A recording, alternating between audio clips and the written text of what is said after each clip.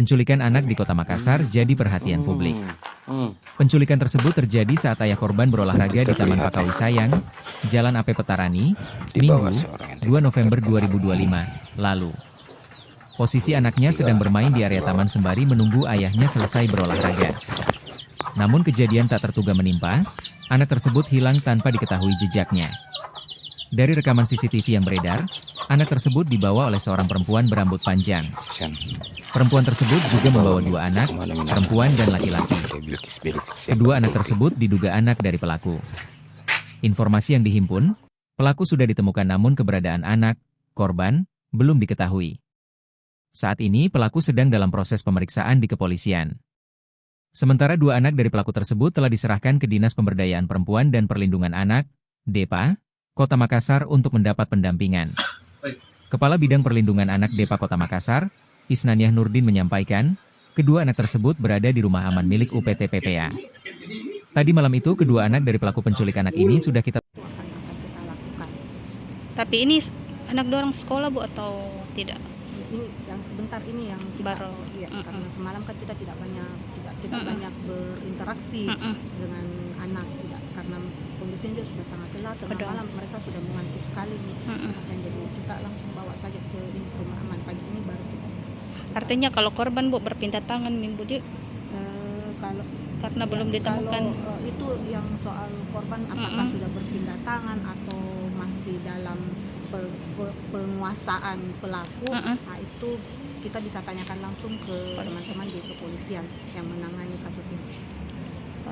Yang dilakukan DP3 Bu. Baik, jadi untuk kasus viral mengenai anak yang hilang, jadi teman-teman kalau korban, informasi yang kami terima sampai hari ini dan itu bisa di cross check kembali ke unit PPA Polrestabes Makassar atau kepolisian terkait. Kalau yang kami terima sih sampai hari ini informasi anak yang hilang itu, anak yang diculik itu belum ditemukan. Pelakunya sendiri sudah ditemukan dan sudah diamankan. Nah, pelaku ini rupanya punya anak juga. Punya anak, yang informasi sementara yang kami terima ini 2, anak laki-laki dan anak perempuan. Dan tadi malam itu kedua anak dari pelaku penculik anak ini sudah kita tempatkan di rumah aman, di rumah perlindungan UPT PPA Kota Makassar untuk mendapatkan hak-haknya, untuk mendapatkan perlindungan agar meskipun orang tuanya terkait dengan tindak pidana, tapi dia secara emosional masih, kesejahteraannya masih bisa kita lindungi seperti itu. Jadi orang tuanya tetap akan menjalani proses hukumnya. Nah, yang anak-anak ini yang kita perlu bina, yang kita perlu tetap penuhi hak-hak dia sebagai anak agar dia tidak menjadi korban dari dari perilaku orang tuanya yang melanggar hukum. Jadi memang ini anaknya jadi iming-imingan Bu untuk kalau yang untuk modus dan lain-lain belum kami belum ini, jadi bisa ditanyakan nanti di teman-teman kepolisian. Kalau kami fokus pada perlindungan anaknya, termasuk juga kita berusaha dengan jejaring yang kita miliki bagaimana membantu teman-teman di kepolisian untuk menemukan anak yang diculikin. Tapi saya pikir pasti teman-teman di kepolisian lebih hebat lah untuk menemukan anak yang diculik ini dengan jaringan dan sistem yang dimiliki kepolisian hari ini. Kedua anak pelaku itu laki-laki, satu laki-laki dan satu perempuan. Usianya? Usianya itu dia masih usia sekolah dasar, kalau bukan sekolah TK.